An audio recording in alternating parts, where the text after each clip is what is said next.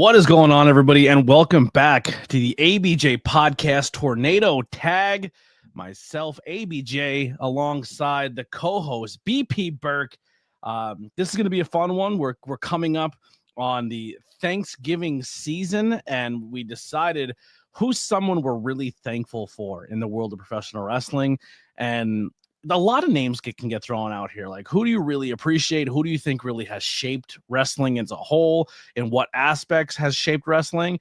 And I think when it comes to this man, you have dove into working the coveted position named by him, and we've done the commentary role, which are two huge aspects of him that a lot of people are mostly known for because we were probably not breathing at the time he was actually wrestling.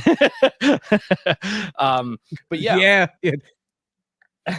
So welcome, everybody. This content may not be suitable for children, anyone under the age of 18, and this is definitely not safe for work. Today, we'll be deep diving into the life of one of the greatest professional wrestling, most iconic figures, Gorilla Monsoon. From a collegiate athlete to a towering heel, from broadcast legend to an on-screen president of the World Wrestling Federation, his journey spans decades of change, drama, and impact. Let's set the stage, BP. All right, so let me set the stage real quick. I'm gonna say three things before we get started. Yes. First and foremost, this is going to be a happening. Okay. This is going to be a happening because right now the electricity is so thick you could cut it with a knife. Literally, you could literally cut it with a knife because tonight the irresistible force meets the immovable object. And what if I get a little crazy or antsy or I get out of hand a little bit here? I'll have you thrown out of here. All right, cool. I will definitely keep my P's and Q's. But I'll give you a warning first. After a few will you stops, I will have you thrown out of here. Got you. My God, let's just start real quick there before we get into his early life.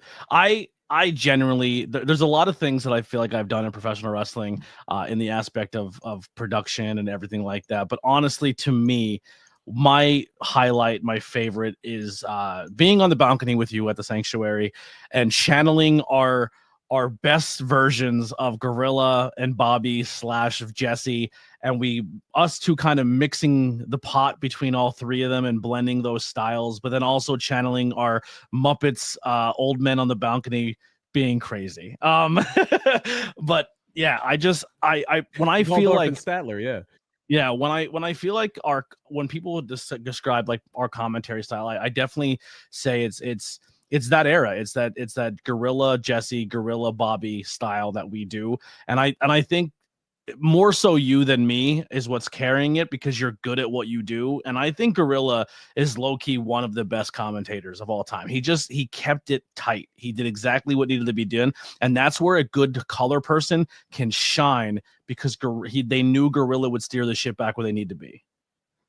Right, especially people who are very comfortable with Monsoon, which was primarily Jesse Ventura and Bobby Heenan, as you said, because, and I think this is the same thing that happened with you and I. I think it all started because it's hard to work with a commentary partner. It's hard to work with a partner anywhere in professional wrestling.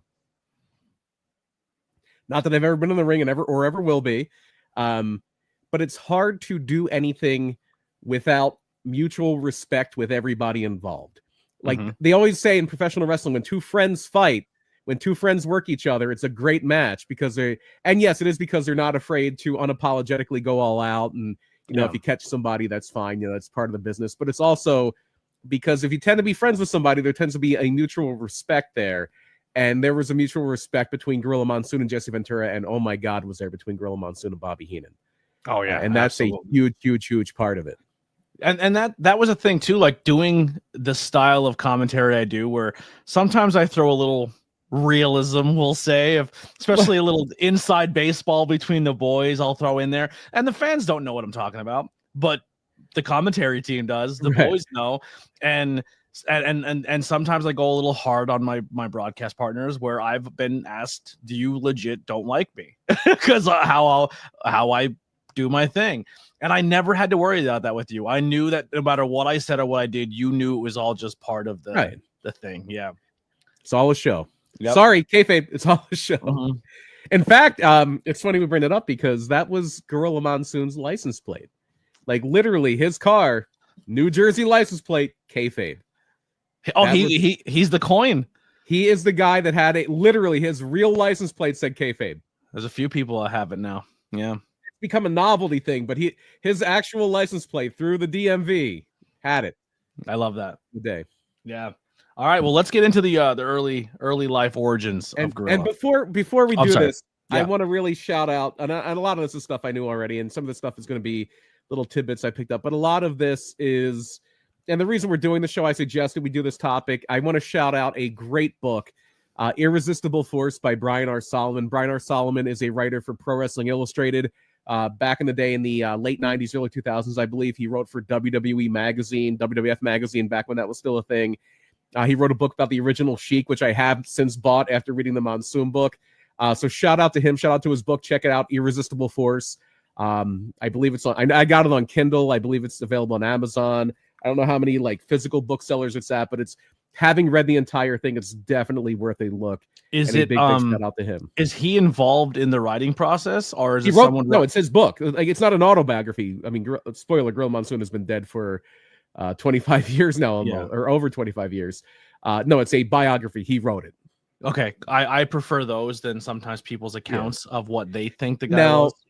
What he did is he had an opportunity to speak with a lot of people who knew Gorilla Monsoon. He's a lifelong, he's been in the business for now like 30 some odd years almost. Yeah. And then on top of that, he did have a lot of access to, she has since passed, unfortunately, but he did do a lot of interviews with Maureen Morella, who was Gorilla Monsoon's widow, some of Gorilla Monsoon's children, his daughters, some of the people who grew up in his neighborhood who went on to do things in professional wrestling. He even got a chance to talk to, and I forget her married name, but I'm just going to use her birth name, her maiden name, Jessica Heenan, Bobby Heenan's daughter. He did his research, he put the work in, and it turned out in a phenomenal book where it is a great. I don't want to bury the lead or anything, but I did looking into the book a little bit, because I definitely have it on my list as well. But I stumbled across a little bit of a clip or podcast thing where they talked about their exit of WWE and how it affected them. Oh, so fucking heartbreaking. Yeah, and shout out to Brian Solomon as well. He's a podcaster on top of being a writer. He does the Shut Up and Wrestle podcast. Shut Up and Wrestle with Brian R. Solomon. It's on the Arcadian Vanguard podcast network, which is known for a podcast for a guy I know you're not crazy about. I'm somewhat of a fan. Carries a tennis racket around, wears a lot of polyester. Respect the fuck out of Jim Cornette. He's a historian. He's great. Yeah, he's great.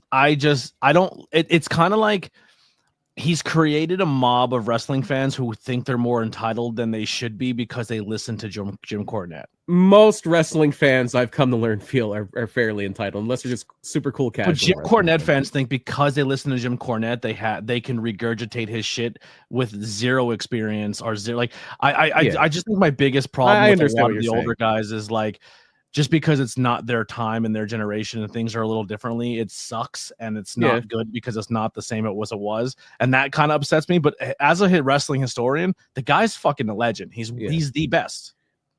And Shut Up and Wrestle is a great podcast. A lot of it is interviews, guests, like people who Brian Solomon has had throughout the worked with throughout the years, gotten to know throughout the years. But I thought it would have been improper to not spend a couple minutes just talking about him, since his book was kind of the catalyst to absolutely go and give them. And I knew a lot of the story and follow them on social media and listen to that podcast and go get the book. Absolutely. Get the book out. I can't recommend the book strongly enough. It was a great read. So let's talk about the man behind that book, behind somebody who has done pretty much everything in professional wrestling. Like you said, one of the most important positions, a position I get to sit at once a month now, which is surreal. The Gorilla position is named after Gorilla Monsoon, but the man behind the presence and a guy who always was able to separate himself from his wrestling character is Bob Morella, Robert Morella, whatever you want to call him. And what a guy, what a story. He's born June 4th, 1937 in upstate New York, in Rochester, New York. And he's born to a family of Italian immigrants. His family, I forget the name of the village. Buy that book if you want to get the exact name. But he came from an Italian American family. His parents were immigrants. He was the first generation born in the United States. And you see that? If you kick out all the immigrants, you don't get fucking Gorilla Monsoons. Simple as that. So that should be enough right there. Fucking let's calm down. All right. So he winds up, and I'm forgetting the book, and I don't have it in front of me to go through. But I believe one of his parents did die very young, and his the other parent remarried. I believe, if I'm not mistaken, his father may have died young, and then his mother remarried. It might be vice versa. I'm not sure. Yeah. But that's important to note because you can't tell the story of Gorilla Monsoon without having the ideal in his head that family is not necessarily blood, because that becomes extremely important. One of the most important things in the life of Gorilla Monsoon is that ideal. And we'll get to why later. So Gorilla is a little sickly when he's younger, but kind of overcomes it and hits a bit of a growth spurt. Gorilla Monsoon was a big man. If you saw our graphic, he was a big man, could be a scary man when he wanted to be. And he winds up going to Jefferson High School of Rochester, New York, and he's a 3-letter man. At that point, he's over 300 pounds. He's well over 6 feet tall, well over 6'6". He's a giant of a man. So of course, ironically, they nicknamed him Tiny, Bob Tiny Morella. In fact, I believe we'll get to this. And he lettered in track and field, where I believe he was like hammer throw shot, but I don't think he was doing hurdles. Yeah. He wrestled and he played football. Didn't they also call him Gino? Gino was his nickname. Yeah, Gino. Not a lot of people called him Bob, especially in wrestling. Even if you want, like you were talking about, like kind of pulling back the curtain and everything. The biggest pull back the curtain moment with Gorilla Monsoon is that there were so many times that Jesse Ventura would say, "What do you think about that, Gino Monsoon? What do you think about that, Gino?" Yeah, I was gonna say, Gino is always a big one. Not a lot of people in professional wrestling, if any, called him Bob. He was Gino. Yeah. He was Gino, and that comes from wrestling a little bit later. It became a nickname, but his birth name is Robert James Morella, and if he wasn't Gino, it was Bob. So he goes to Ithaca College. It's funny, when I was in high school, I got so many pamphlets from Ithaca College, and I was like, oh, that would be a cool place to go. Like their pamphlets just look cool. It's upstate New York, beautiful greenery. They make beer in Ithaca. I've had a couple Ithaca Brewing Company beers. See, I brought that up to my one uncle, and he's like, oh, they make good shotguns there. I guess they make shotguns in Ithaca, New York. Okay. Yeah. But it's also where one of the most influential people in media now, Bob Iger, who has been the guy at the helm of Disney for the better part of the last 25 years or so, 30 years. He went to Ithaca. David Boreanaz, who played Angel on Buffy the Vampire Slayer and Angel. He was the male lead in Bones. He's on like some SEAL team show. He was there. His father was actually the most famous weatherman in Philadelphia, Dave Roberts. That was his father. Wow. But Gorilla Monsoon went there. Bob Morella went there in the 50s and was a track star, but a very, very, very accomplished wrestler. And a lot of it was just his natural strength and agility. And he wound up almost winning national championships. To this day, they have the Bob Tiny Morello Award that is given out to a wrestler at Ithaca College, or Ithaca University now, I believe it's called. So like to this day, there's still not a Gorilla Monsoon Award. It wasn't about what he did later. It's the Bob Tiny Morello Award. Yeah. So finished second, right? Like he was a runner-up.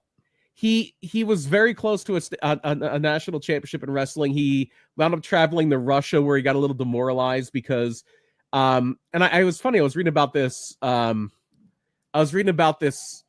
Earlier today, just scrolling through Reddit.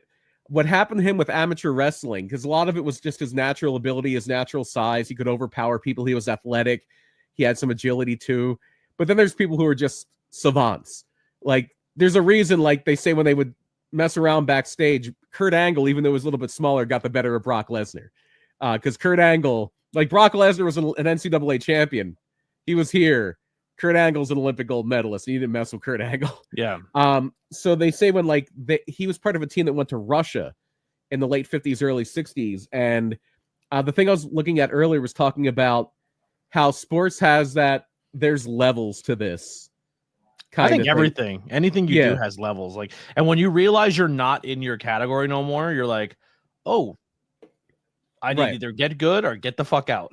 Right. And that's the thing. Like like they always say, the worst player on the worst team in the NFL was a great player in college. Yeah. And a superstar in high school. Yeah. Who's the guy that goes around? He's like, he's like a street ball player, and he's always challenging people. And he goes, I can beat a guy in the NBA. And then a dude showed up from the NBA who was like, didn't get any time on the court. He was Right. and he's like, I don't even think I scored a basket in the NBA, and I will come and dust you. Like, right. You know what I mean? Like, there's levels to this. Yeah. Yeah. I always think of the episode of The Simpsons. It was an earlier episode where Homer is the mascot for the Springfield Isotopes, the minor league team. Yeah. And they love him. And he goes to the main thing, the capital city team, the major team. And he's just, they hate him.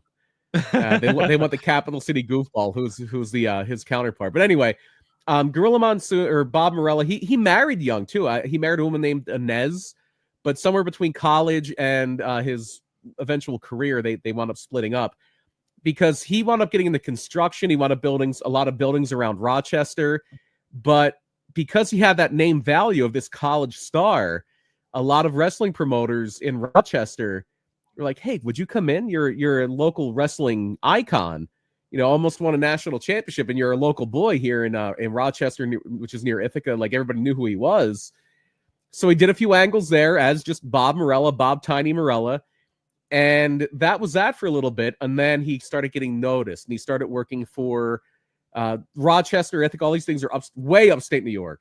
Yeah. And kind of caught the notice of Maple Leaf Wrestling, which is run by the Tunney family. Frank Tunney was the main guy there. His nephew, Jack Tunney, wound up being a huge deal in the WWF for a while. So he wound up going up there as and the Gino Morella thing wound up becoming like more of a character. Because he loved his Italian music. He would love to listen to like Frank Sinatra. He would sing opera. He loved his Italian music. So he would do a thing where he would sing an opera song before the match, and then he would wrestle. And so eventually that's where the Gino Morella thing comes in, because it just sounds more Italian. Gino sounds a little more Italian than Bob. Yeah. So he becomes Gino Morella as a character, and he winds up going to Stampede. He winds up going to the Hearts. Yeah. He wound up wrestling in Calgary, and the when he starts traveling, he's probably their first bear that showed the fuck up. Now he is a bear, but I don't know if if Bret Hart ever if he ever licked ice cream off of Bret Hart's feet like Terrible Ted the wrestling bear did. Terrible Ted's glad he wasn't there when Gorilla Monsoon showed up. So it's funny. The foreword to the book we've been talking about, the Irresistible Force book, was written by Bret Hart, and and it's around the time he starts traveling that Gorilla Monsoon, or Bob Morella's first marriage, does break up. Him and his wife Inez do decide to separate. So he's in Calgary. He gets in the infamous dungeon, and he was able to not, according to the book, not necessarily best Stu, but hold his own enough that it was almost a stalemate. Like, Stu was hurting him, but he wouldn't make him wail in pain and submit. And eventually they kind of just agreed to a stalemate, which is insane. Stu was that much of a gangster. He's chucking around. He's putting down 300-pound Gorilla Monsoon. Yeah, well, I'll show you a hold or two, Sonny. Yeah, I'll show you. Talk about levels to it. Like, I don't think I've ever heard this. And now, obviously, there's always that folklore, right? Like, Stu Hart has that Bo Jackson style fucking history to him. Like, no one ever got the better. Like, Stu was Superman. Reggie, you should have said something when we were younger. Yeah. But the more important thing is he earned the respect. He earned the respect of Stu Hart, which carried a lot of weight in those days. A lot of weight, because everybody respected Stu Hart. Everybody respected Frank Tunney. And the other thing that at this point Gino Morella had a reputation for was, this is a college graduate. This is a point where, even more than now, a lot of the people involved in professional wrestling were the freaky people. Let's just be honest. They were not the fine, upstanding members of society. And this is a guy that had very, very, very traditional values. He was not a big drinker, not a big carouser, wasn't out trying to find a new woman every night. He did his job. He always, even to the very end, loved to be one of the boys. He loved to chat in the locker room, tell stories, play cribbage, play pinochle. He loved to play cards. He loved to gamble. He loved to gamble. That was his vice. That was Yeah. his vice. I was just like, So, everyone has a fucking vice. he had two. He loved to gamble and he loved to eat. So Yeah. those were his vices. He loved to gamble and he loved to eat, especially lasagna, you know, all the Italian food. Loved it all. So from there, he winds up bouncing around a little bit and he winds up at the Worldwide Wrestling Federation, which at this point, Vincent J. McMahon, the Vince McMahon we know, his father is helping run things. And there's a couple more W's in there. WWF, yeah. Capital Wrestling Corporation. And his right-hand man is a guy who predated him in New York, Toots Mondt. He's a guy who, his story is a hell of a story. Toots Mondt. Yep. I forget it. I think William might have been his real first name. He was another guy. Like, he was one of those guys, like, from the Farmer Burns school. I think he may have even trained with Farmer Burns. Just this corn-fed farm boy who could wrestle and just be like twist anybody he wanted to into knots. And that was like the respect. And he was part of the early power structure in New York wrestling, even predating the McMahons, like Jess McMahon, who would be the Vince McMahon we know, his grandfather, Vincent J. McMahon's father. He dabbled in wrestling, but he was more of a boxing promoter. Yeah. In his day, the wrestling trade in New York was dominated by a group called the Gold Dust Trio, which that's where the name comes from. Yes. Yep. That's where he got his name. And it was Toots Mondt, Billy Sandow, who that's where you get Damian Sandow from, and Ed Strangler Lewis, who was the guy who was actually in the ring most of the night. He was their key star. But Strangler Lewis and Billy Sandow had kind of gotten out of it. And at this point, the power structure in the New York territory is Vincent J. McMahon and Toots Mondt. And you have some ancillaries, like they're running in Pittsburgh. They have a good relationship with the guy who runs Philly at the time, was named Ray Fabiani. They had some stuff in Boston. Vincent J. McMahon was running out of DC, so they had a pretty good footprint. So Gorilla comes in, and they're like, yeah, I don't know if this Gino Morella opera singer guy, like even by the early 1960s, which I think is when this would have happened, even at this point, it's a little passé. It's a little bit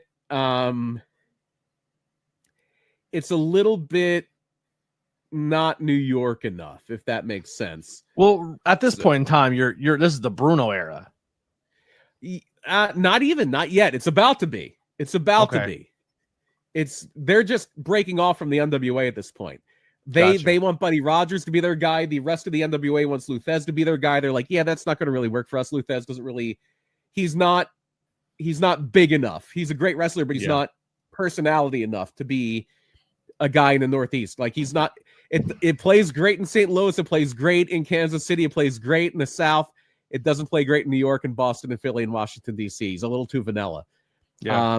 So they want somebody with a little more pizzazz, and boy, is that the Nature Boy Buddy Rogers.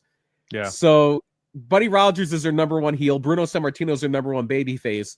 And they're bringing in this Gino Morella guy he's from upstate New York. He comes there, and we need to do something with this guy. So Vincent J. McMahon, who has named so many of he named Hulk Hogan, he named Big John Studd, he named all these guys. He's like, we're going to say this guy is from Manchuria, which is an area of Asia. I don't know if it's near, I believe it's near like Mongolia or somewhere around China. I don't know exactly where Manchuria is. And he drinks blood and he kills his opponents. And he's just this wild man, almost like a predecessor to Kamala. Like, Kamala, like, is now known as a joke, but it was like, no, he kills and eats people. Like, he was coming over as a cannibal, African cannibal savage, and people bought it. So that's what they're doing with Gorilla Monsoon. He grows out this wild beard with these big sideburns, and he looks fearsome. Yeah. I never heard Kamala talk until like 5 years ago when I watched the old Mean Gene backstage interviews. And the Kamala, and Kamala's like, I was getting a little nookie. Have you ever heard Kamala sing? Yeah, and that's where he goes, "Don't quit your day job" or something like that. Well, he did something a little more than that. He had a song about Pat Patterson. It's a little politically incorrect. Oh, okay. So Gorilla Monsoon is born, and he has a pretty strong run there in the WWF. He was the understudy heel for Rogers.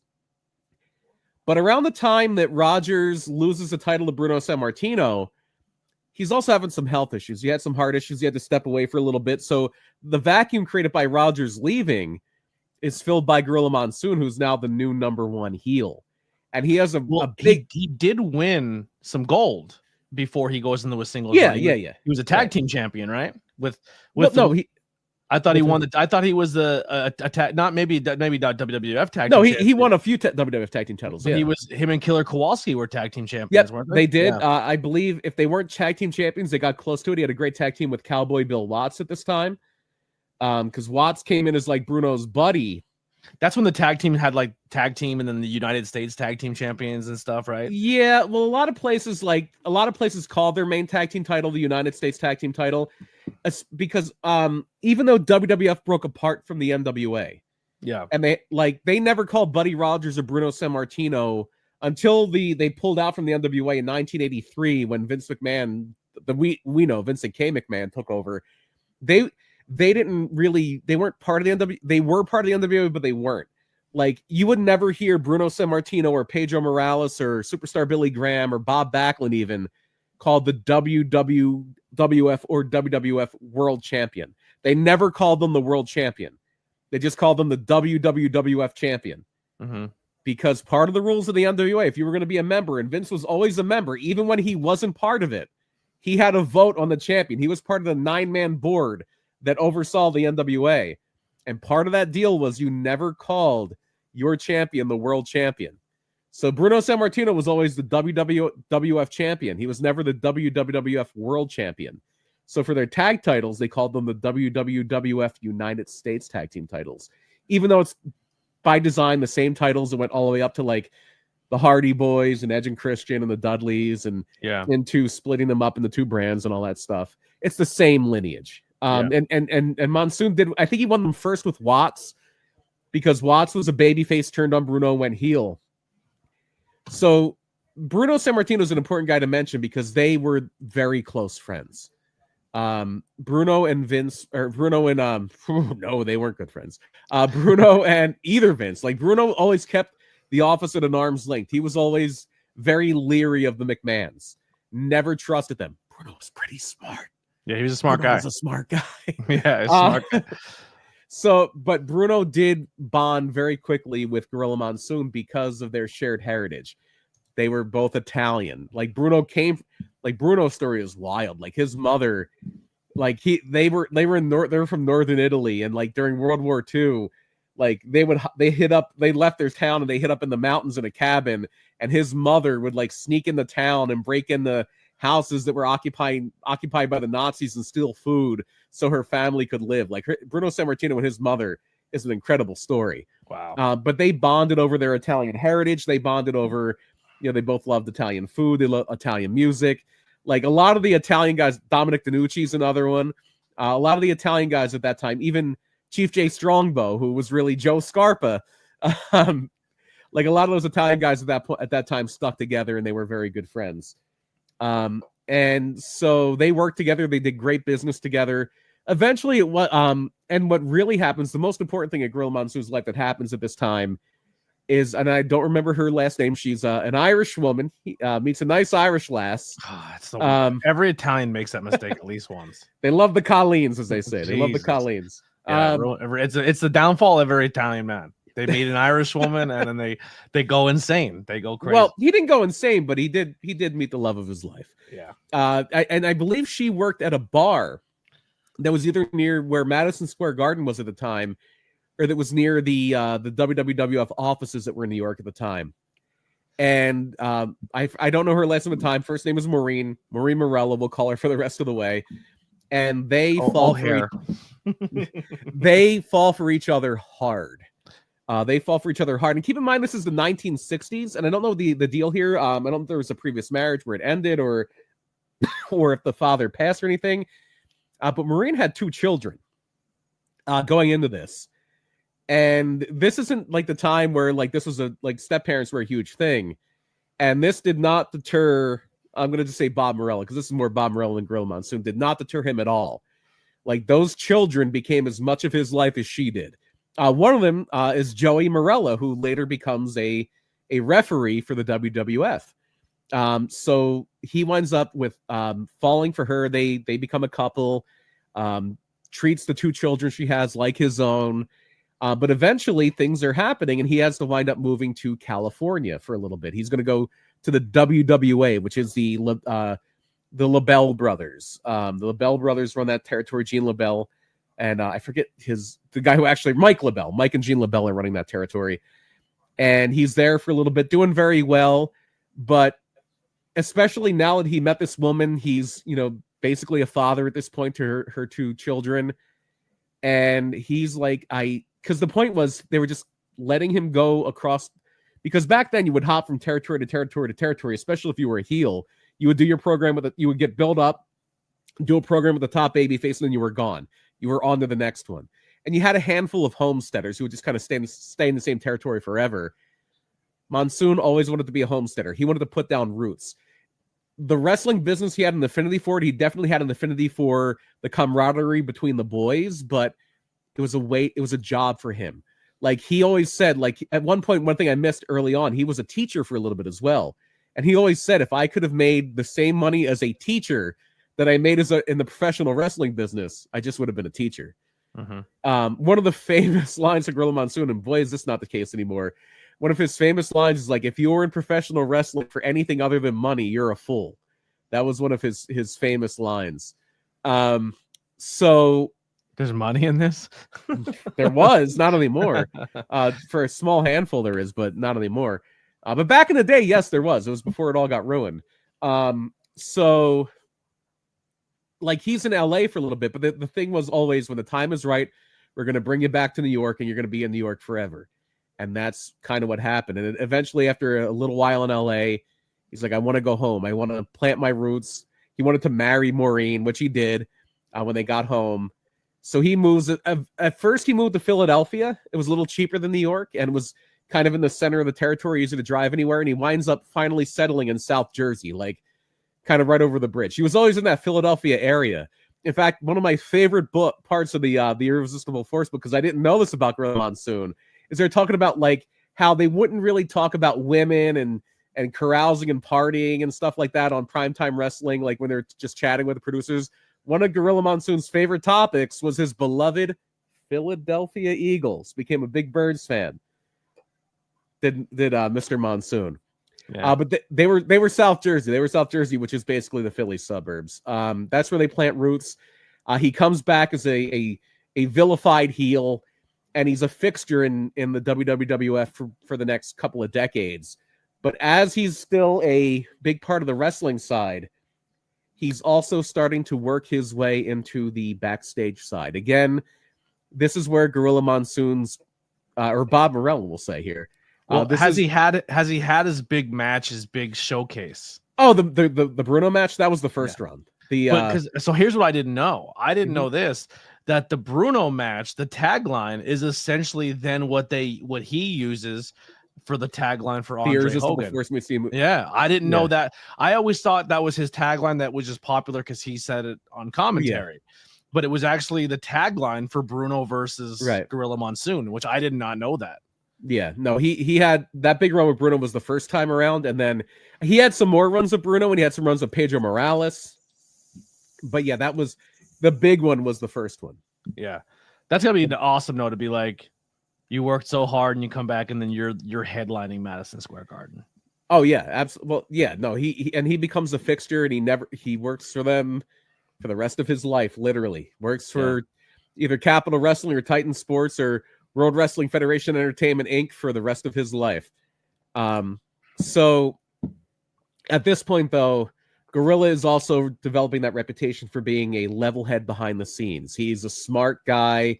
He's a guy that is not that has the respect of, and this is rare, he has the respect of the office and he has the respect of the boys. And that is super, super, super rare. He's like Danielson right now. Danielson's kind of that for AEW. Yeah. So what winds up happening is a few years into his return, Toots Mondt is getting older. Toots Mondt is getting a little bit older, and it is time for him to back out and sell his shares. Like, I'm not sure. I think him and McMahon may have been 50-50 partners, but now he's getting out. So he sells a little bit to McMahon, so McMahon has a majority. Vincent J. McMahon, Vince Sr. and then he sells off to some other people within the business, or some people who are kind of guys that are trusted within the business.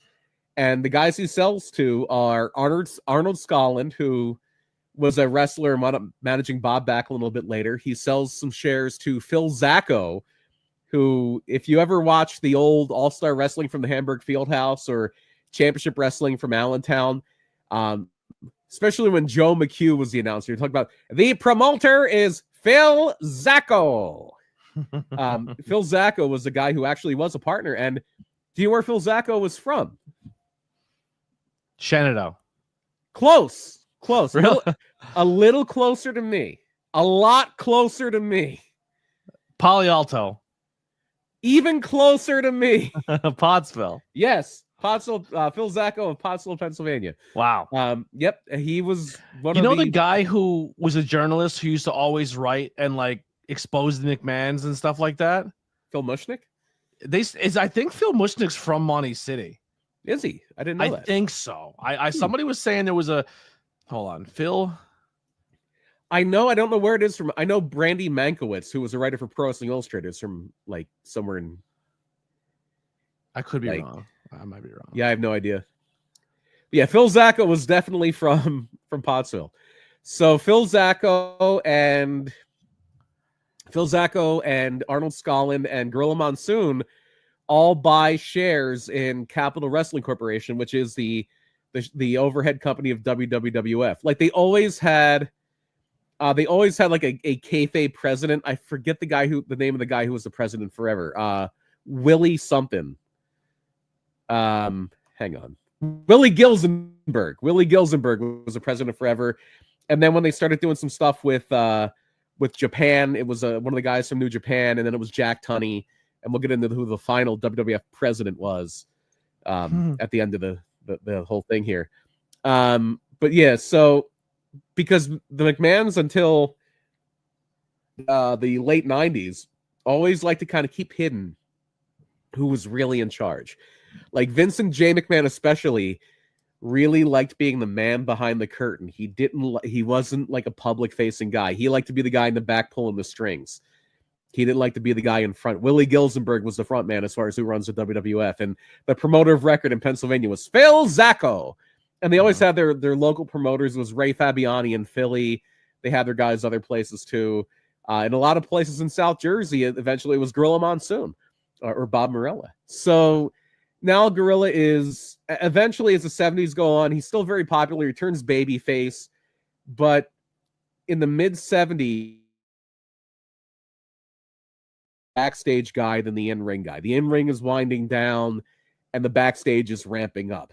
He has his own office, and essentially by the 70s, he is Vincent J. McMahon's right-hand guy. He's Pritchard.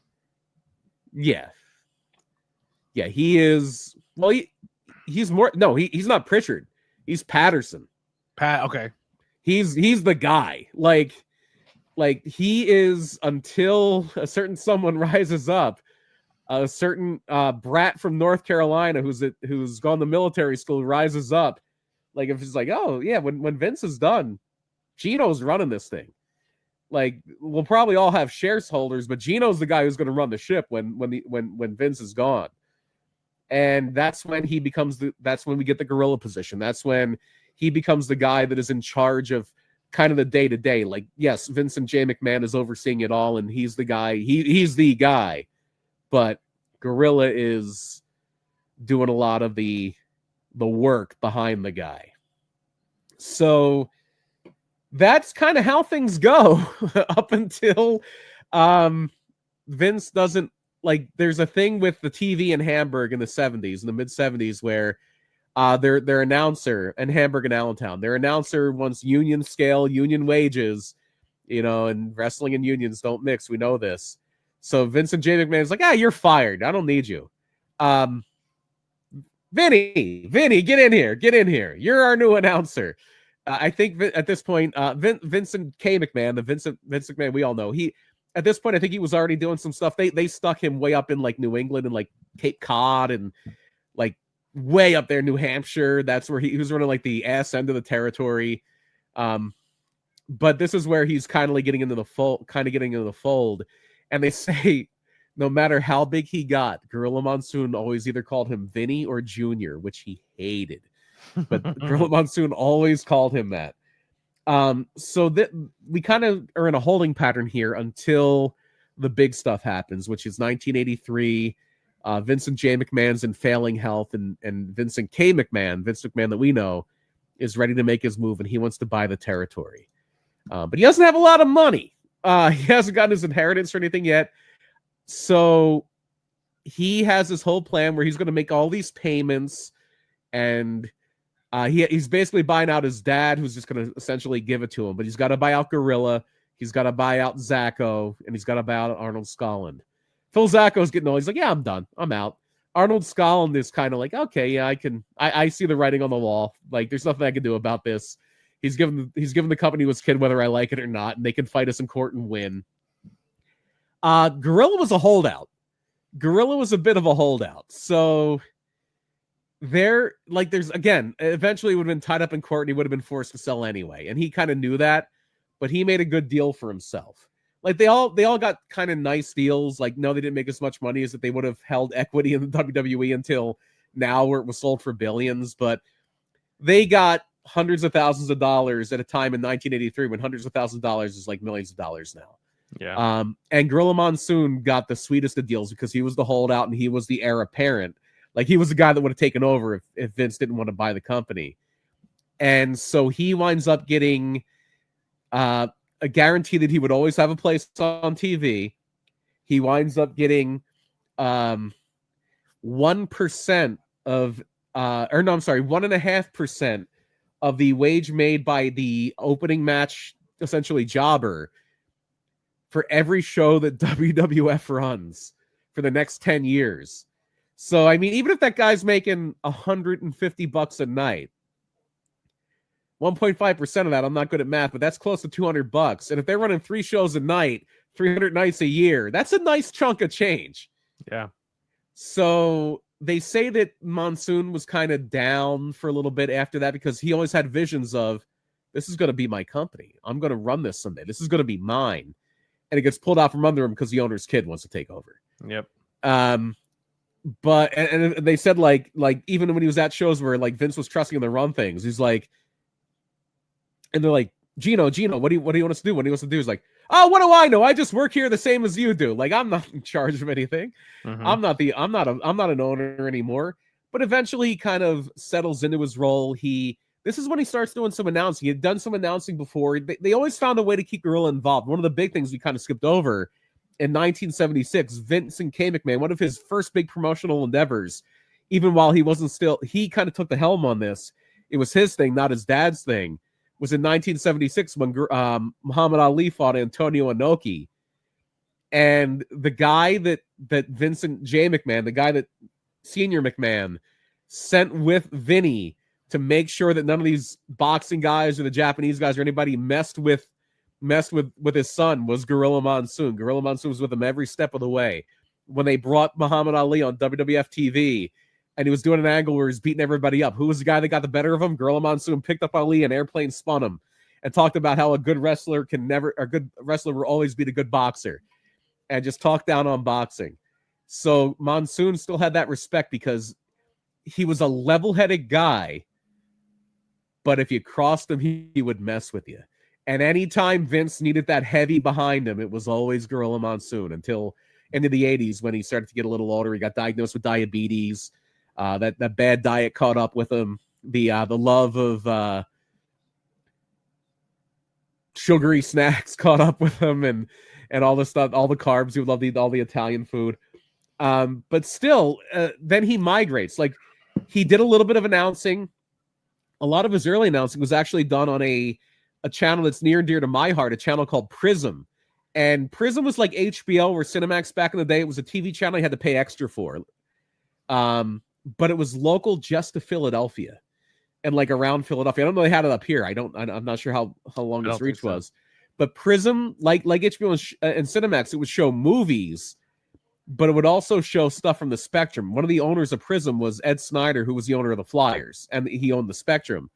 So they would show Flyers games, Phillies games, a lot of stuff from the Spectrum, and they would show the WWF wrestling from the Spectrum, and you need announcers. So the announcers for the Prism shows would wind up being Dick Graham, who worked for Prism, and Gorilla Monsoon.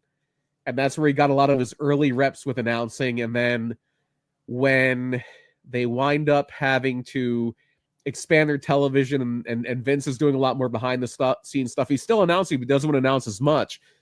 Gorilla Monsoon actually becomes a play-by-play guy, which is weird for an ex-wrestler. Usually ex-wrestlers do color. Yeah. But he was so eloquent, he was so had that gift of gab that he wound up becoming a play-by-play guy.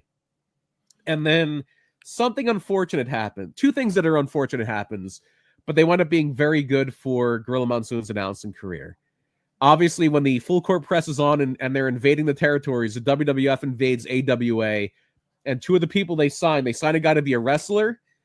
Jesse the Body Ventura is coming in to do a program with Hogan. He's flamboyant. He's over the top. He's the closest thing you can get to Superstar Graham without being Superstar Graham. But eventually he has some issues with blood clots and he has to retire, and he becomes an announcer. And one of the sadder things that happens is, like, they always had, you know how they call Paul Heyman the wise man? Mm-hmm.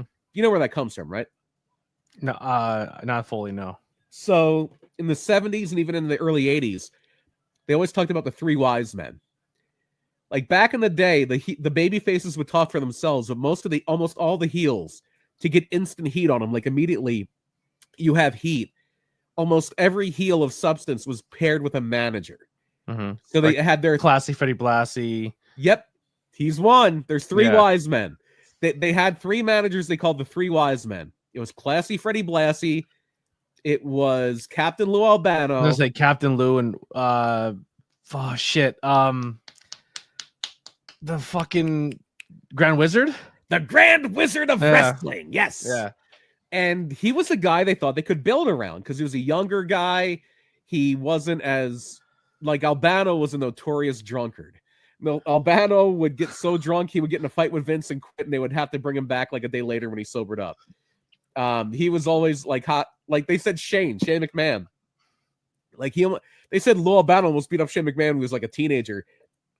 Because he would, anytime Albano would talk, and Albano would be drunk off his ass, and Shane McMahon would be like, "Shut up, fat boy!" And I don't care who your dad is, I'm gonna beat the shit out of him. He just run over and try to beat up Shane McMahon. So Albano was a bit of a wild man. Blassie was a little bit on the older side, but the Grand Wizard was the guy who's going to be here for a long time. I love classy Freddie Blassie's when he used to do the old school intros to the shows, and he would do like the monologue before the show. Oh, those speeches, yeah. I think Dave Sahadi, the production guy, had a lot to do with those. He was amazing. They're so good.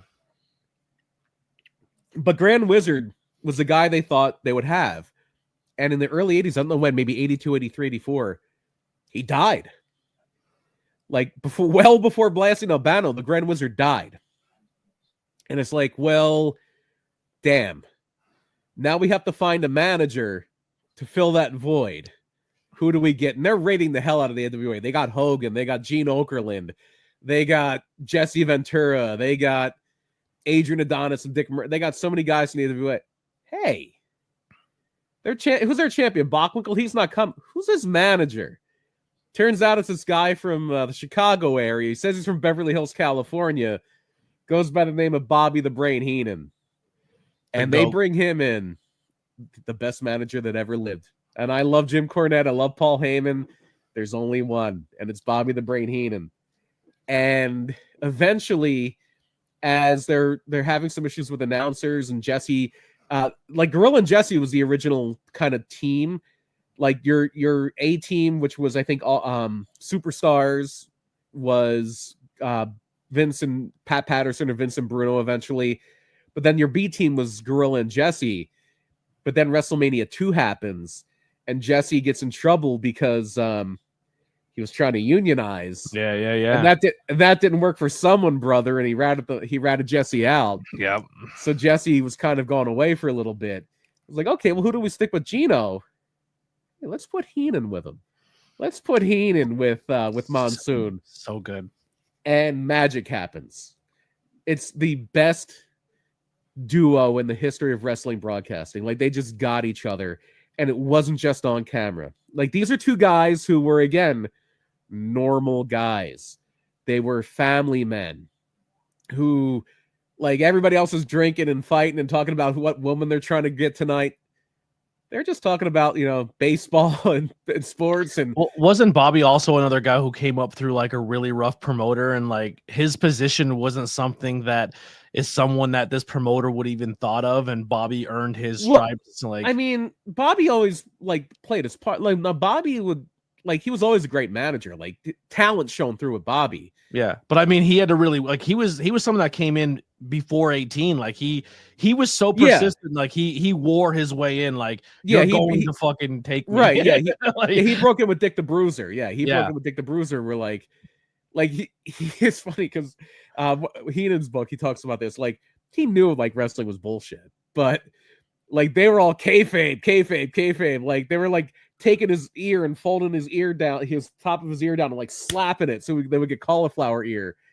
And he's like, and they're putting him in with people. Like, back then, when they would put people in, they wouldn't smarten them up. They'd just have them get in the ring, and the guy would try to kill him, and they just saw what the kid would do. And eventually they're just riding, and Bruce is like, yeah, this is all bullshit. Don't tell anybody or we'll kill you. And he's like, Dick, I know. It's like, I've been in a fight before. I know this isn't what a fight looks like. From Chicago. Yeah, from Chicago. But no, they just from a personality standpoint, they clicked. And they became the best of friends. They became so close. And the stuff they did, especially, so this is when cable TV is becoming a thing, and WWF gets on USA Network, and they did TNT for a little bit, which is like a talk show with Vince McMahon and Lord Alfred Hayes, but it really congeals. And it didn't start like this for a while. You had Primetime Wrestling, and originally Primetime Wrestling was, I believe, Jesse Ventura and Jack Reynolds, who was like an announcer who didn't last very long. And when he was gone, it was Jesse Ventura and Gorilla Monsoon. And then when Jesse had to go do the Predator movies and he was doing all this Hollywood stuff, I put Bobby with him.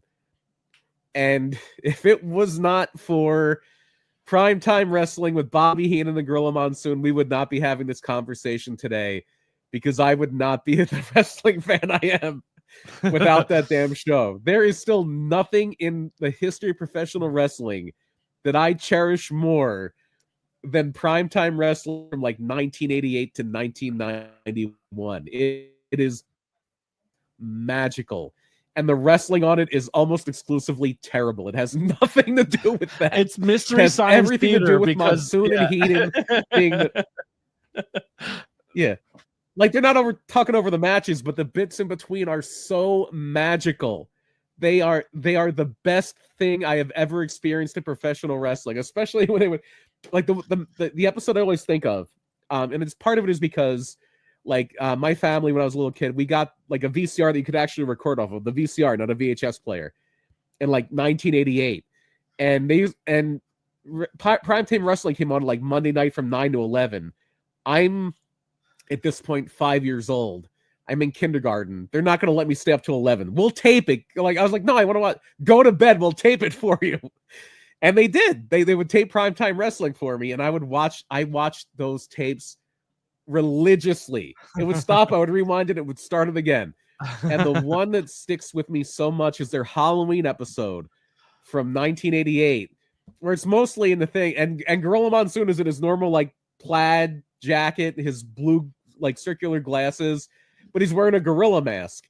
And Bobby the Heenan is the big boss man, because he's the big heel at the time, and it's an awful big boss man costume. He's wearing like sunglasses and a hat and a cart, like a construction paper star that says Big Boss Man on it, and he has a stick. And eventually, like, he like does something, and they like, oh, I'm gonna get my makeup done, and they paint him up as a cat.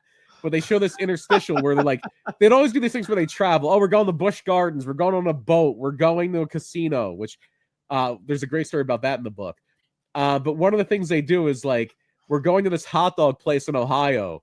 And they go in, and gorillas get the hot dogs made. And like the whole thing's like, this place has spicy hot dogs. And he's like, I'm going to like load that one up with spice. And he goes back and he has like a normal looking hot dog on one side, which is his side. And like, there's this one that has like chili and all this other stuff on it. And Bobby Heenan's like, I see what you did. Like this thing's going to kill me. Like, don't give me this hot dog. I want yours. Like, oh, you want to switch? You want to switch? So they switch around, and like Gorilla's eating the hot dog with all the stuff on it. Bobby's eating the normal looking one. And all of a sudden, Bobby Heenan acts like he's in an airlock and he can't breathe. There it is. Yes. There it is. For the people listening audio, I just with popped up the legendary Miss Elizabeth workout poster in the background. The glasses over the gorilla mask is fucking amazing. What about this Halloween episode? That was the next year. Yeah, that was the next year. Brother Love and the Genius. But the fact that Bobby Piper is Bobby Heenan. Yeah. That he dressed up as the genius is fucking hilarious. Well, because Hulk Hogan was here to Mr. Perfect, and that was his manager. Yeah. So Bobby Heenan just starts choking because he got the spicy hot dog. It was perfection. And at the end of the show, they're going back and forth all the time. Gorilla's wearing the mask and everything. And this was actually Heenan's book. So the ending shot, like the credits are about to roll and everything. The main event's over. In fact, I remember the main event of that. It was from Madison Square Garden. Demolition were the heel tag team champions. The main event of that show, because I watched it so many times, was Demolition against the Rockers in a really good match. Yeah. And the end of the show after that, they're doing their kind of closing off. Thank you for watching Primetime Wrestling. Good night, everybody. So there's this guy, the gorilla mask, big guy in a gorilla mask and the suit and the jacket and everything. So at the end of the show, Gorilla Monsoon walks in street clothes. Is like, all right, I'm ready to start the show. Bobby, what are you doing here? He's like, who have I been talking to for the last 2 hours? Like the whole gimmick is it's not Gorilla. Like it sounds like him. He's wearing like the whole thing was like he wasn't him the whole time. But did you see what they just did on AEW? The Phantom of the Opera thing with Shivani and Hangman. Yeah. Real quick, here's a funny photo, and I'm not saying this to be disparaging because the guy hates me now, but tell me that this photo of Gorilla Monsoon couldn't pass for Eric Pinhead. Yeah, especially when he was doing the more aggressive thing. Yeah, definitely when he was like fierce Pinhead. Absolutely. Yeah. I was looking at photos, I was like, holy shit, that looks like Pinhead. Yeah, like that, especially like the label of his hot sauce. Yeah. So yeah, that is the magical stuff. And for the rest of his career, primarily, Gorilla becomes more of mainly a commentator.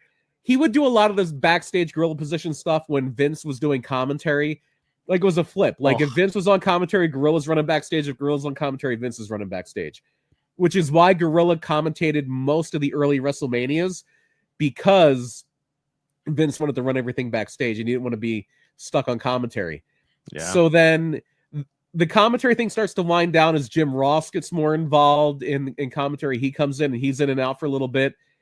Now's where it gets sad, and that sucks. So it all kind of goes to hell around 93, 94. In 93, Bobby Heenan takes an offer he can't refuse for more money. I think Vince wanted to actually have him take a pay cut. Exactly what happened. But he was doing the whole. He pulled a Bret Hart to pretty much to Bobby, where he was like, "Here's your big money," and Bobby was like, "Man, I earned it. Finally, I'm here." And then Vince is like, "I can't pay you. I can't pay you what you want." And he literally did the exact thing to Bret Hart to Bobby Heenan. And I mean, not to stick up for Vince McMahon, they're getting their ass kicked at this point. Not like again versus WCW, but the steroid trial. Like business is in the toilet. Yeah. In 1990, I think from what I heard too, at this point, Gorilla knew he was done at the end of the year, but Bobby was leaving before Gorilla. Well, Gorilla stuck around. Yeah, but Gorilla knew his time was coming too, but Bobby was leaving first. Yeah. So, Bobby takes the offer for WCW, and a lot of it he said was just his daughter's getting older. Again, they're both family men. Yeah. And one of the things we didn't talk about, like, there's a lot of guys, Mike Chioda, Tony Chimmel. Like a lot of these guys got into wrestling because they were friends with Gorilla's family. They grew up in the neighborhood. In fact, I think it was Chimmel. It might have been. No, I'm pretty sure it was Chimmel. Chimmel was actually a little bit of a jerk to Joey Morella, Gorilla's son. And Gorilla Monsoon pounds on, like Joey comes back and tells his dad, "Yeah, this kid Anthony was being really mean to me or whatever." Goes over to the Chimmel household, knocks on the door. Tony Chimmel's father answers. He's like, I understand young Anthony was being unpleasant to my son, and I don't appreciate it, and I think it would be nice if he would correct his behavior a little bit, and they wound up becoming very good friends. And like Chimmel's like, he could have just beat the shit out of my dad as Gorilla Monsoon, but he came over as Bob Morella, very calm, very reasonable guy, and it wound up working out. And then because Gorilla would always like try to grab ring crew guys, so Chimmel and Mike Chioda wound up becoming part of the ring crew. Chimmel winds up becoming a long-time ring announcer, and Chioda becomes one of the longest-serving referees in the history of the WWF. Yeah. But unfortunately, that kind of dovetails into what happens in 1994, which is budget cuts happen where, and Joey Morella, his son, was like a partier. He was in rehab a few times and things like that, but that has nothing to do with what happens here. And there were reports to prove this. They did a show somewhere in like Delaware or DC or something like that. But WWF had a rule with tours one time where, I guess to save money, the airport you flew out of or into has to be the airport you fly out of. Because I think Joey Morella might have been living in Florida at the time. So they had to drive from like DC or Baltimore, somewhere like that, all the way up to Newark Airport. And it's Joey Morella and Harvey Whippleman. And they're driving up to the airport. And they're exhausted because they've been on the road. This is the end of a tour. They're just beat. And unfortunately, I forget who was driving, but whomever was driving falls asleep at the wheel on the 4th of July. And there's a collision not very close to not very far from the exit to go to the Morella family home. And Joey Morella is killed in the car crash. Longtime referee, son of Gorilla Monsoon. And he was never the same. Never the same again. Ever, ever, ever. Like they just said, no matter, like, it was just like his heart was never in anything the way it was before that. Which, can you blame him? Can you blame him? He lost his son. So he does stick around for a little bit. In fact, in 1994, the original director of Primetime Wrestling, the original head of production before Kevin Dunn, Nelson Swegler, he does a show in Baltimore. They were hoping we'd become a larger thing, but it wasn't. It only lasted a month, called Bingo Break. And this is the one time he's on there as one of the hosts. I forget the other person, Karen. I forget her last name. She was an actress. But he is there as Bob Morella. He's not Gorilla Monsoon. And Sean Mooney, who was a longtime backstage guy and studio guy for WWF. He's the bingo host. Because it's basically, the whole idea is like, it's like a Regis and Kathy Lee or one of these daytime talk shows. But we're also going to play bingo. And you can go to your local store and pick up a bingo card and play and maybe win prizes. And it didn't get picked up or anything. It was only in Baltimore for like a month. But the April 1st, 1994, so this is a little before Joey passes, they have a guest for the April Fool's Day episode, and it's Bobby the Brain Heenan. And this is this little rinky-dink Baltimore local show, and you have Gorilla Monsoon, who is part of the WWF, and now WCW's Bobby Heenan, and they didn't skip a beat. And even after, that was the last time they were on TV together, but even after that, they made it a point to try to visit each other once a month. They talked on the phone all the time. Gorilla's health started to fail, and they say real quick, the ending. Essentially, for a lot of people, if you're not aware of this, Bobby the Brain Heenan's last appearance in WWE is the first Monday Night Raw. No, it's not the first. It's toward the end of the year. No, it's Raw. His last appearance is a Monday Night Raw. It is, but it's nowhere near the first. It's okay. At the end of the first year. It's like probably the 50th. Yeah, but essentially, they're like, all right, he's leaving. And at this point in time, he's not really commentary, and Gorilla's not commentary. He's the backstage. He's like the president of the company at the time. Not yet. No, he's not the president yet. Okay. They're both kind of commentators, but not regularly. Yeah. And essentially they're like, all right, well, this is his last night. What do we do? And he's like, throw me out of here. So like the joke of the entire time was, I'm going to have you thrown out of here. Yep. And he finally did it. Gorilla was the guy. And then him wearing the wig and trying to sneak back in. Well, no. That was the first episode. That didn't happen on there. Oh yeah. But like, and then also like he stole a bunch of stuff and had it in his bag. Like, yeah. Like they threw the thing. Yeah. They threw his bag out. And they said that they both left the arena that night. Like the segment where he gets thrown out of here. Yep. They both just leave. They don't. Yeah. They leave the show and they go back to the hotel room. And he said he opened up his thing and they shared a bundle of bananas and just hung out and talked and hung out for the night.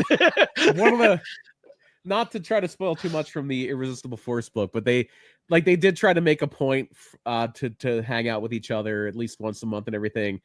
And there was one point in the 90s where like Heenan moved down he relocated to Florida, I think northern Florida, so he could go to Atlanta when he had to for WCW.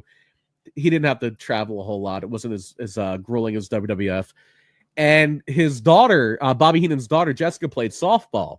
And they said there was a time when she was playing softball and Gorilla was down visiting Heenan, and they just sat in the stands at Heenan's daughter's softball game and just basically did their routine. Called it like they were back in prime time, like making fun of everything, and put on a show for the people in that.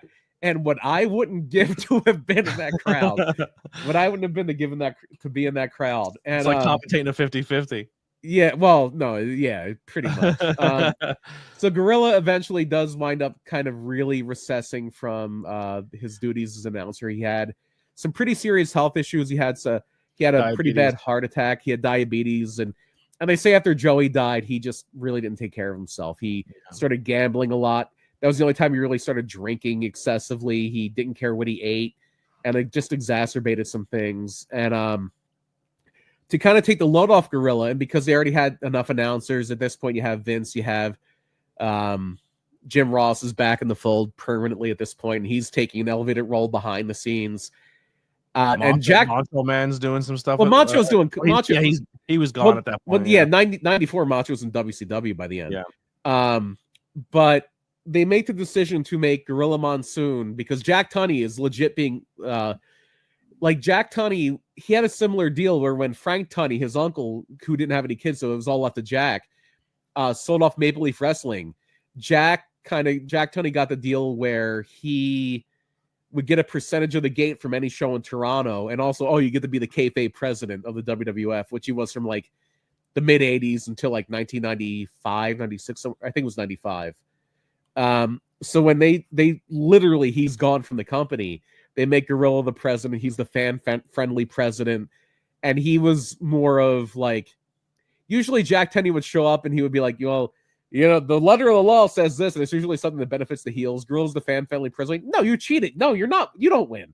Like he was a little more of like the Teddy Long babyface GM. Yep. And that lasts until the late 90s. He even did stuff like as late as like they would very rarely do like physical stuff with Monsoon. Like he had a few things with like Paul Orndorff and Ken Patera in the early 80s. Get bit by a snake? I don't think so. I thought they did a bit where Gorilla got bit by the snake. I don't think so. He got hit with a stool by the Brooklyn Brawler when they were setting up a feud with Brawler and Heenan and the Red Rooster. I don't remember him ever getting bit by a snake. But Vader attacked him when Vader was coming in. Try looking into that. I don't remember that at all. Warrior or Randy Savage, yes, but Gorilla Monsoon. You're right. He got injured by Vader. Yeah, Vader. I don't think they ever had Steve Austin attack him, but Steve Austin would get in his face when he was doing the initial Stone Cold stuff as a heel. You could always call him McGill Gorilla. But eventually, like, health concerns were really becoming a thing. His health was failing, and he was still, quote unquote, the president. But he said this was too much for me to take on. Like, Attitude Era is coming in. At this point, it's like late 1997. I'm going to appoint a commissioner to handle the day-to-day operations, and that was Sergeant Slaughter.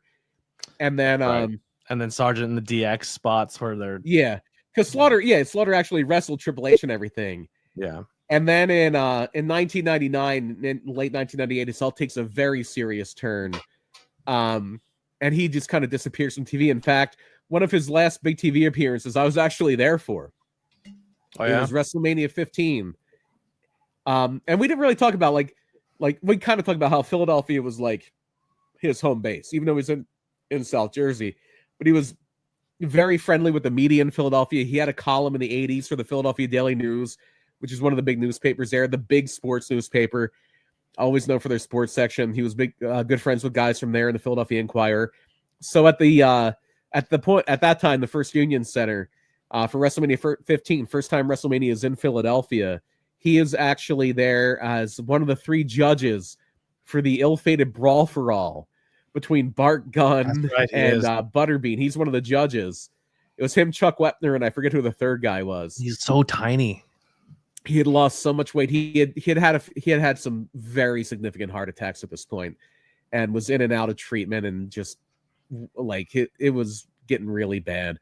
And he did some things after that. He actually called some matches on like Shotgun Saturday Night or Metal or Jack, like not that long before he passed, because it is later on, around September, October, like his health is still failing, and he gets like checked out, and he's like, eventually, like, you know, you're gonna have to go on, Mr. Morello, you're gonna have to go on kidney dialysis, like your kidneys are failing. And he's like, so what does that mean? He's like, oh, well, you know, there's all these restrictions, you have to come in here 3 days a week, it's do all this painful stuff. He's like, what if I just want to die? Essentially is what he said. I don't know if it's exactly what he said. He was like, what if I don't want to do that? Well, you'll die. Like, oh, okay, I think I'm ready. And that's kind of where it comes to, where in late 1999, the fall of 1999, he's like, he talks with his family. He's like, I love all of you. Very religious man. Like, I hope to see all of you again someday. I want to be with Joey. That's literally, he literally says, I want to be, it's time for me to go be with Joey. Him and Bobby went out so horribly too. Yeah. And so he forgoes all treatment, doesn't want to do dialysis. They're keeping him. They said they had to like change his rooms in the hospital because they were trying to like keep him around. And eventually just got discharged. They sent him home. This is like kind of before hospice was a big thing. Yeah. But they sent him home. Like, okay, let him be with his family. And eventually does die very peacefully at home, surrounded by family. And they said during the service, Heenan was devastated. Like, literally at one point, Heenan throws himself on the casket. That's how devastated Bobby Heenan was. And this is at the peak of the Monday Night War. Heenan works for WCW, and he wants to do an opening tribute to him. And they're first like, no, we can't do that. He's a WWF guy. But eventually they do let Heenan like have a few words, and it's doubly sad because of Gorilla's link to the Hart family. This is the same show. It's in Kansas City, Missouri. It's the same arena where Owen Hart died. And one of the big things they're doing that night is Bret Hart is going to wrestle. And here's another sad story. Chris Benoit. Bret Hart and Chris Benoit are going to wrestle that night as a tribute to Owen Hart. But they do an aside. They cut to Heenan and Schiavone, and Heenan says a few words about how, you know, that pearly gate, those pearly gates where you go to see if you get into heaven, that's called the Gorilla position now. And they just let him say a few words about Gorilla Monsoon.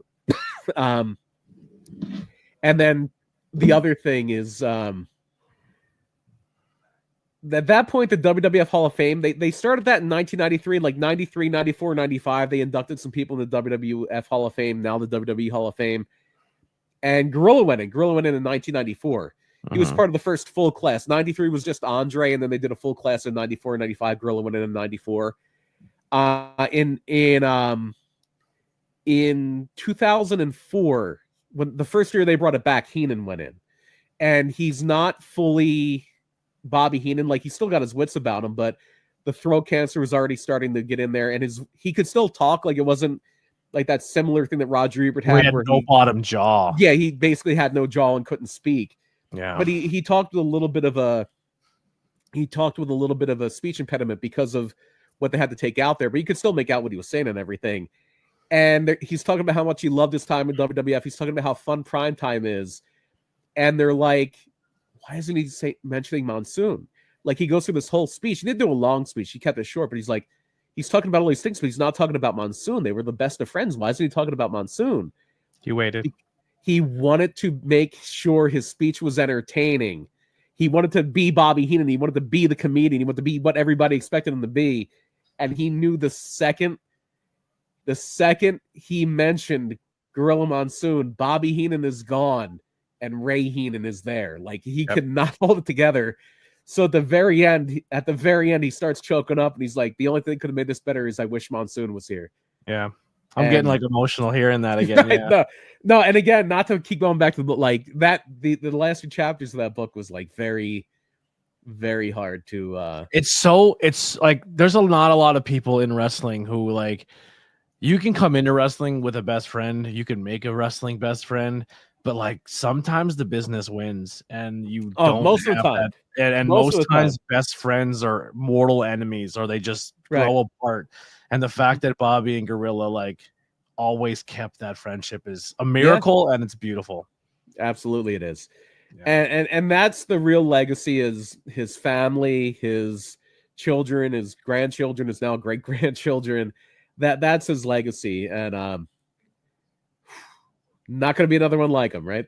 Yeah, no, definitely not. And just because this is close to our Thanksgiving episode, leave a comment below of what wrestler you're most thankful for. Why is Gorilla that answer if it is for you? I hope you guys enjoyed this episode. Anything you want to plug or anything before we get out of here, Brian? Yeah, I mean, I'll plug the usual PPW Wrestling, PPW Frostbite coming up in a little less than a month now. It's going to be Saturday, December 13th at the Slatington Expo Center / Slatington Social. They have some pickleball and VR stuff going on there now. Going to be a real fun show. Our last show of 2025. Moving on to 2026. It's been a fun year, and can't wait to see everybody one last time in this year. Yeah, 2025. I feel like it flew by. I think this is the fastest year of my life. Well, it does speed up as you get older. They always say that, but it's been a breakneck pace. Quick. Yeah, it went really, really quick. It literally, we're about a week from now, almost exactly. Well, I know this is tape delayed a little bit, so by the time we hear this, by the time this is going out to the general public, if you will, it's over a year since our buddy Rembrandt won that PPW heavyweight title. That's amazing. Yeah. That feels like yesterday. I'm not sure if this is airing on the 14th or if this is airing on the 21st. Whatever. But fun fact is that November 18th is the birthday of the Tornado Tag podcast. Oh, how about that? And I think it's like 8 or 9 years old this year. Yeah, that's about to go crazy. You're about to have an angsty teenager on your hand. Holy shit. We're about to hit double digits doing this shit, VP. Not me. I came on a little bit later, but yeah, close enough. I mean, you were part of the first year, though, still, weren't you? Mm-hmm. Yeah. It was like August of the next year. It was like August of 2019. I came in. All right. From the architect of big matches in the territory area to the resonating voice guiding millions of household viewers, Gorilla Monsoon's imprint on pro wrestling is undeniable. His journey, athletic monster heel, face turned star, commentator, corporate presence reflect the evolution of sports itself. So next time you hear, "Will you stop?" or hear backstage directions given, remember the man who set the standard, Gorilla Monsoon. Thanks for listening, everybody. Tuning in to the ABJ podcast, Tornado Tag. We'll see you guys soon. Sometimes these do pop up live. I'm not saying I'm going to always promote them. So always keep your bell notifications turned on. If you're on Facebook, YouTube, or whatever it may be, we may pop in and talk some wrestling or modern day stuff, but we have some more episodes coming up for you guys. We do these history things, belt histories, whatever it may be, maybe some old school match watch alongs. But make sure you guys are always tuned in. Go grab some merchandise. Our Teespring is available. Grab some t-shirts. We are looking to so if you see in the camera here, this is the old school podcast table, and I am looking to bring that back, but I have to we'll probably do it again like the old school way, because I've been trying that 3-camera setup and it's not really working out the way I want it to, and the editing's tough. So I think we're gonna go back to the old school setup, shooting down the table with the webcam, and come back to StreamYard again. I like it. I like that lifestyle, and I just need a little bit of an audio interface to do it, because I don't want to unplug a whole bunch of stuff and move it around. So I want its own stable setup, but it's coming soon. So merchandise and subscriptions and memberships on the YouTube channel help out so much. We'll see you guys next time. Make sure you support PPW Wrestling, High Tension Wrestling Network, and all of our friends in the wrestling business. Jump down to Pilgrim, grab some great beers, and we'll see you guys next time. We're out of here. Go home. By the way, hang out. I want to ask you something after this. Bye.